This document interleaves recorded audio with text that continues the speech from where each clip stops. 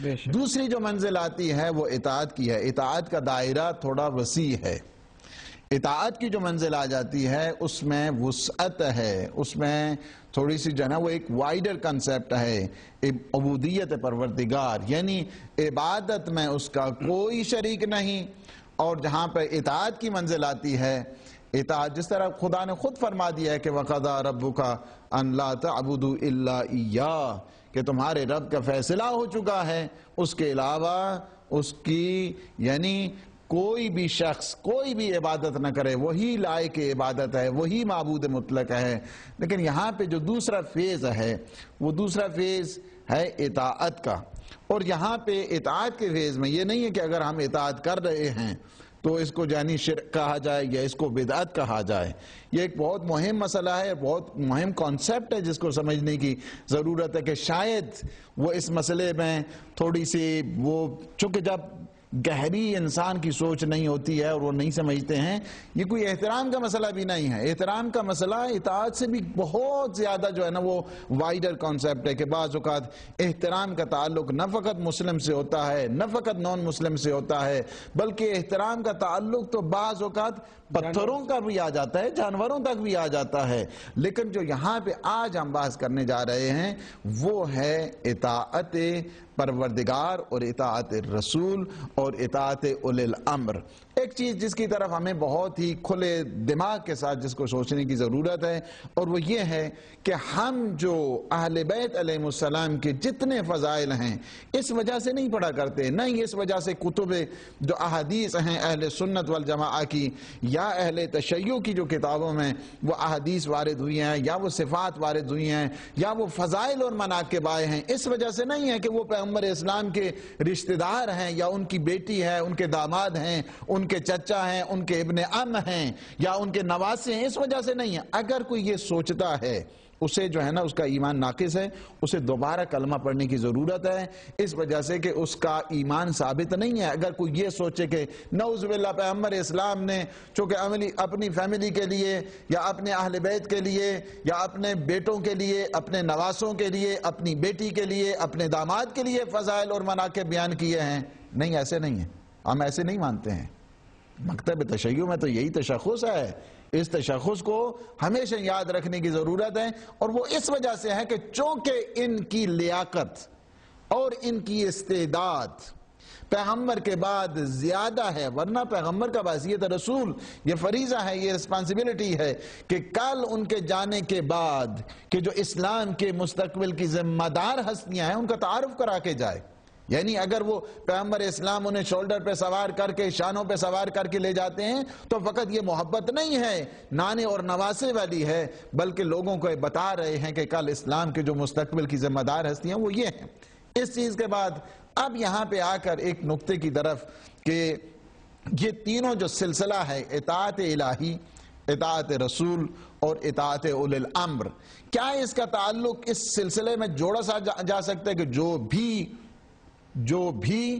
یعنی جس نے بھی حکمرانی یا سلطنت یا اقتدار جس کے پاس ہے اولی الامر وہ ہے کہ جو خواہ اس کا تعلق جو ہے نا وہ عصیان سے ہو یا اس کا تعلق جو ہے وہ گناہوں سے ہو یا وہ کہ جو ہدایت کے رستے پر ہو ہی نہیں. کیسے ہو سکتا ہے کہ کل ہم ایسے کی پیروی کریں اور ایسے کی مطابقت کریں کہ جو خود پاپی ہے اور خود اس میں جو ہے گناہوں میں گرفتار ہے، ایسی کی اطاعت کر کے کل اگر ہمیں خدا کہے کہ تم نے یہ کام غلط کیوں کیا تھا، ہم کہیں گے یا اللہ جو تو نے مفترض و طاعہ بنایا اولی الامر اس کی تو یہ شان ہے کہ وہ خود گناہ کرتا تھا تو ہم اس کو فالو کر رہے تھے، اطاعت اس کی کر رہے تھے، اس کے پیچھے پیچھے چل رہے تھے، اس کے نقشے قدم پر چل رہے تھے، ہمارا کیا قصور ہے؟ آپ نے خود حکم دیا ہے. اس مسئلے پہ توجہ دیں، لاجیکلی سوچنے کی ضرورت ہے. یعنی جب آپ نے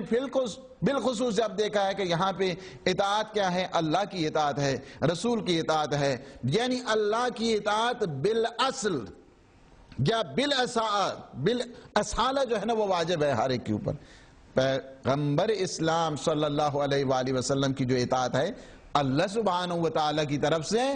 واجب ہے. اب یہاں پہ آ کے وَأُولِي الْأَمْرِ مِنْكُمْ کہ جو صاحبان امر ہیں ان کی جو واو ہے یہاں پہ عاطفہ، اس کا مطلب کیا نہیں کیا ہے؟ یعنی دونوں کی اطاعت، جو رسول کی اطاعت ہے یا اولی الامر کی جو اطاعت ہے، یہ سیم کانٹیکسٹ میں ہے، سیم مفہوم ہے۔ اس میں جو ہے نا یہ نہیں ہے کہ اس کو جو ہے نا وہ الگ کر لیا جائے گا، بلکہ کیا ہے، اللہ کی اطاعت بالاصل واجب ہے اور پیغمبر اسلام کی اطاعت اور اولی الامر کی اطاعت جو ہے نا وہ کیا ہے، اللہ سبحانہ وتعالی کی طرف سے واجب ہے۔ اس وجہ سے وہاں پہ اطیعوا ایک دفعہ آیا ہے اور واو کے ذریعے جو ہے نا وہ سلسلے اس اطاعت کو جوڑ دیا گیا ہے۔ ظاہر ہے عقلی لحاظ کے ساتھ بھی، نقلی لحاظ کے ساتھ بھی اس کو جو ہے نا ماننا، یعنی اس طرح اس کو مانا جائے کہ نہیں جی جو بھی صاحب اقتدار ہوگا، صاحب سلطنت ہوگا، جس کی حکومت ہوگی اور جس کا اقتدار چھایا ہوا ہوگا، اس کی بھی جو ہے نا ہم اطاعت کر لیں، ایسا نہیں ہوتا ہے۔ نہ شرابی کی، نہ عاصی کی، نہ پاپی کی، نہ فسق و فجور میں جو گرفتار ہے ان کی اطاعت جو نہیں ہے۔ اللہ نے خود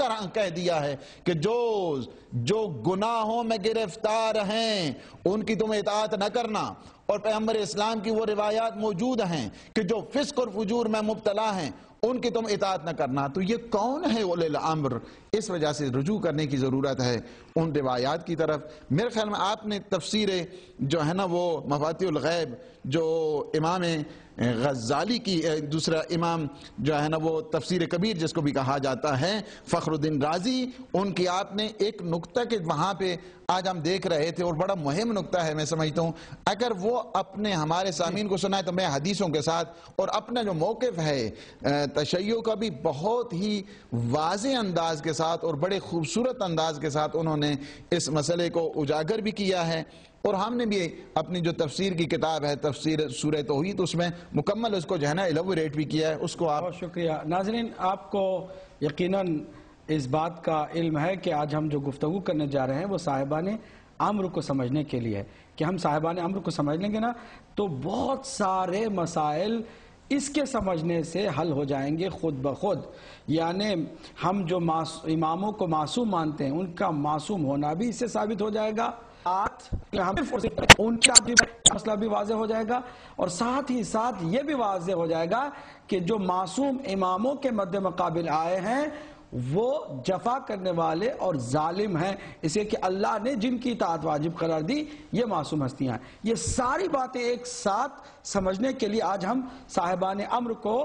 آپ کی خدمت میں قرآن اور حدیث کی روشنی میں پیش کرنا چاہتے ہیں۔ علامہ